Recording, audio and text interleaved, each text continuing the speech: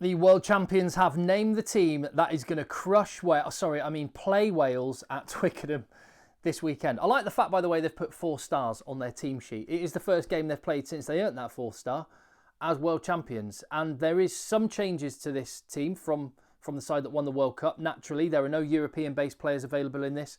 None of the Bulls are available because they're in the URC final.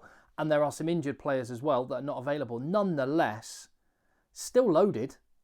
Still absolutely stacked, and the fresh faces that are in there are very, very exciting. The headlines here: Pieter-Steph du Toit, captain; Jordan Hendrickse, fly half; No Marnie Lebok in the 23, and wheels absolutely everywhere.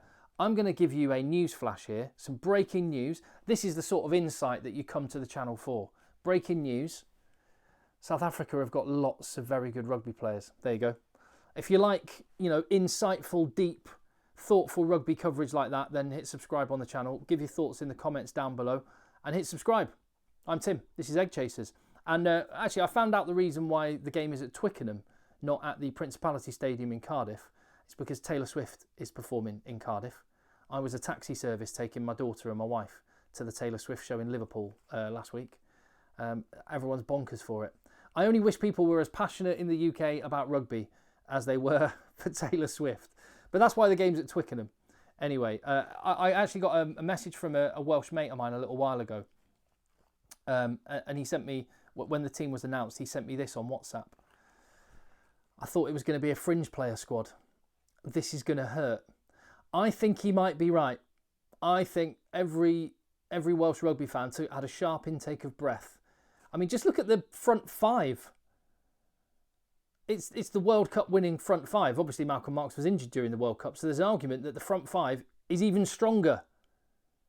Now you've got Bongi and Mbambi coming off the bench. And in fact, if you were going to play a World Cup final tomorrow, 5 out of those 6 front row players in the matchday squad would be in. And the spicy plum Stephen Kitsoff would be the one name you'd probably want to add to things instead of Mchunu, who's got a chance to prove what he's about as well. But yeah, it could be a long old afternoon for Wales this weekend. Let's go through some of those talking points then in this team. Pieter-Steph du Toit, captain. Delighted for him. PSDT can now go on giving PTSD to opposition teams even more so. He's got the captain's armband, so to speak. Now, there's been a lot of talk about who's going to captain the Springboks since Rassie Erasmus said it was something that was up for debate and something he's considering. And I think my overwhelming thought then, when I put videos on the channel, and still now, is it doesn't actually matter. Yeah, Pieter-Steph du Toit's got it and Eben Etzebeth hasn't. Bongi and Mbambi's on the bench. Maybe that's why he didn't. But the bottom line is I've just mentioned 3 outstanding candidates there. Sia Khaleesi would be another, and there are others. I don't think it really matters who the captain is. That said, how would you not want to follow that man into battle? He is a warrior. How would you not take confidence standing in the tunnel to run out to an international match and seeing him at the front of the line? He's a guy that leads with deeds, not words. And in that sense, and as an Englishman, I'd say it's probably comparable to like Martin Johnson. When the time was right, he could say a few words that would rouse the team, but he wasn't a guy that gave big speeches. But what he did above all was just go out there and lead on the field as a rugby player, which is exactly what Pieter-Steph du Toit does. We'll watch the situation with the captaincy because Rassie Erasmus has said that is still one that's up for debate and he's still deciding over. But Pieter-Steph du Toit has it for this weekend. What I would also say when I look at the pack, I've already mentioned the front row. You've got Ben Jason Dixon into the matchday 23, who's basically like a Pieter-Steph du Toit clone. And when you look at the depth, it's... Do you know, I'll tell you what it makes me think of. South African squad depth, particularly in the pack. You know what it makes me think of? The orcs in The Lord of the Rings. You know how like they just get birthed out of the ground, these absolute unit warriors. That's what it's like for South Africa forwards. It's almost like Rassie Erasmus is going, I could do with another 2 or 3 giant men for the back 5 of my scrum. Hold on a sec. There you go. There they are. Ben Jason Dixon. Fair play. He can smash people. He's a defensive unit, so it'll be really interesting to see him go. I think him and Murat are lower down in the pecking order. Probably won't be involved in the test match against Ireland, but they've got a chance to go out and prove themselves. That's all they could ask for at this stage. And that is kind of the pack. I'd say overall, the pack is scary. The backs are fun.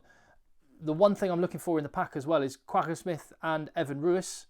One of those you would imagine has got a shot, possibly both, but definitely one has got a shot at a test start against Ireland. Would Kwagga Smith be used more as a bomb squad option in the big test match against Ireland coming up? We'll wait and see, but could Kwagga Smith end up being the number 8? That could absolutely be the case as well. There are players that are playing for the Bulls this weekend that will have a point to prove, and they'll be saying, no, I want the test jersey, thank you. Cameron Hanekom, Elric Lowe and Marco van Staden, for example. Sia Khaleesi will want to have something to say about that. But these guys have got the jersey and can make it theirs. Evan Ruiz, I think for what it's worth, we're going to see a bit more maturity from him. He's definitely been developing. He hasn't quite been the same penalty machine and liability that he can be, which has often offset all of the amazing work that he can do, because he is a proper specimen. So that's definitely one to watch. So yeah, the pack I would describe as scary. The backs I would describe as fun. A 5-3 split with some fresh faces and wheels. So much pace in that back line. And Jordan Hendrickse at fly half. What I really like is when a head coach picks a new player but puts them in around a load of experienced players. Just putting a load of new faces in, I don't think does anybody any good. Whereas dropping Jordan Hendrickse in outside Faf de Klerk, inside Andre Esterhazen and Jesse Creel, is giving him the best possible opportunity to do really well. I think this is the most surprising selection, the most eye-catching selection. And did you see it coming? Be honest, did you see it coming? If you did, I mean, fair play, because I certainly didn't. He's played quite a lot at fly half for the Lions, but I thought there would be a couple of players above him. I think a lot of people were expecting Masuku to get a shot, and the fact that he's outside of the matchday 23 says to me that he's not in the thinking right now. And isn't it nuts that South Africa went to a Rugby World Cup with one fly half, and that fly half is not involved in the matchday squad, and now they've got about 34 to choose from. Nhamba not in the squad, thought of as a scrum half, not a fly half. Libok outside the matchday 23. Andre Pollard can't play yet, and they've got a couple more. And the two that they have got in the matchday squad now are potentially generational talents. They're both the same age, Jordan Hendrickse and Sasha Feinberg and Gomazulu.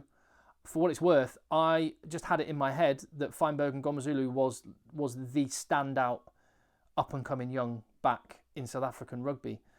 Maybe Dr. Rassie and Tony Brown and co have seen something in Jordan Hendrickse that makes them think that his ceiling may be just as high. And maybe it is. He has played more rugby at fly half for the Lions than Feinberg and Gomazulu has at fly half for the Stormers, and that might maybe why he's got the nod.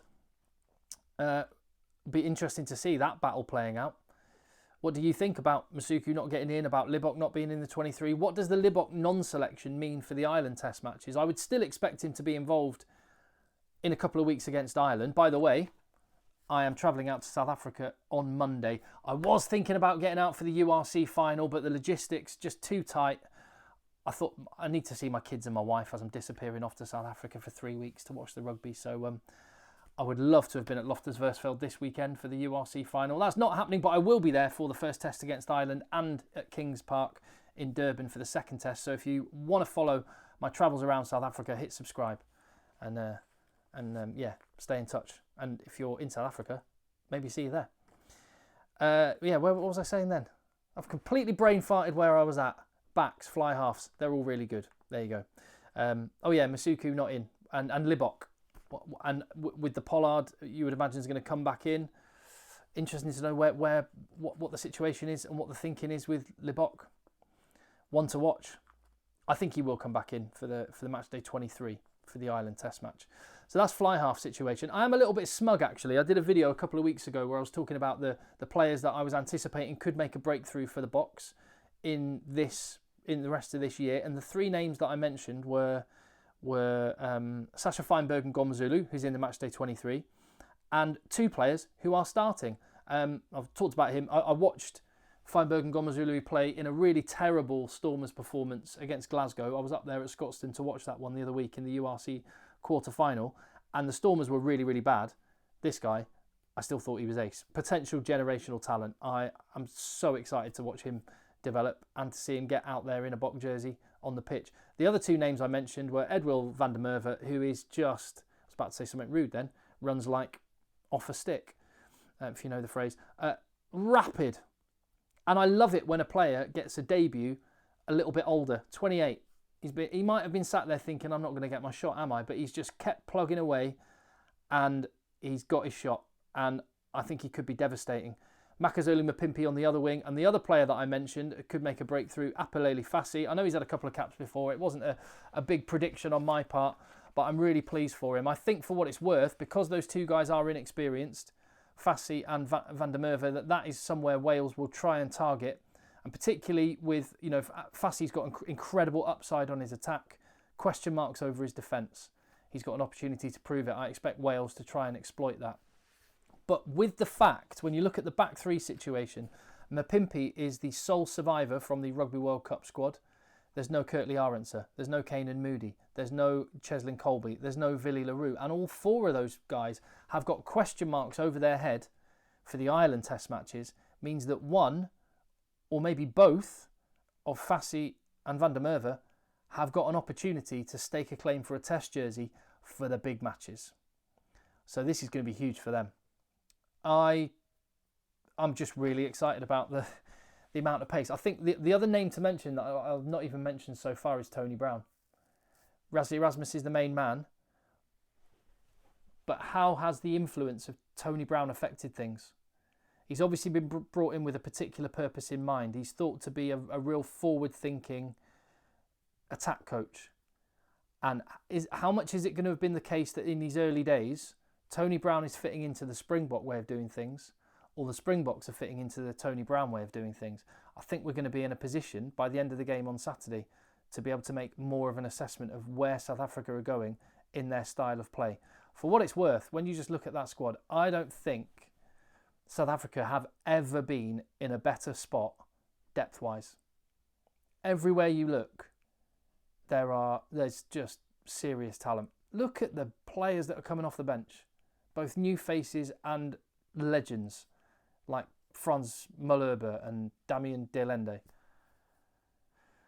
Other teams would give their two front teeth to have one of those guys as the star player in their starting team, and the Boks have got this squad with all of the balls still to come back in, with all of the European-based based players to come back in, and with all the injured players to come back in.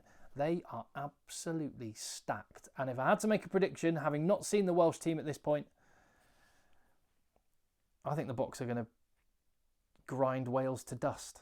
The Boks by 30. Similar score that I predicted England will beat Japan by this weekend. The Boks look strong. Tell me what you think in the comments down below. Give the video a thumbs up and hit subscribe.